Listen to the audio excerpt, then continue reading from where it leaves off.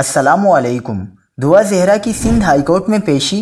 Police نے دعا زہرا کے والدین کو بیٹی سے ملوانے سے انکار کر دیا۔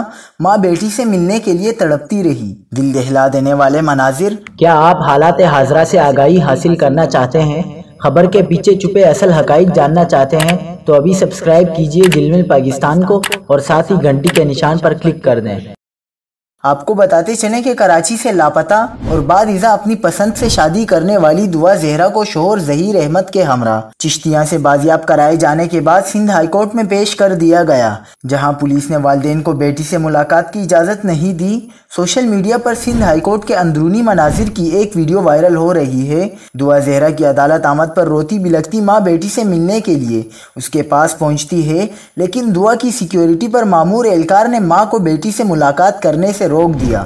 دوسری جانب سندھ ہائی کورٹ نے دعا زہرا کی عمر کے تعین کے لیے میڈیکل کرانے کا حکم دیتے ہوئے لڑکی کو شیلٹر ہوم بھیجنے کی ہدایت کر دی۔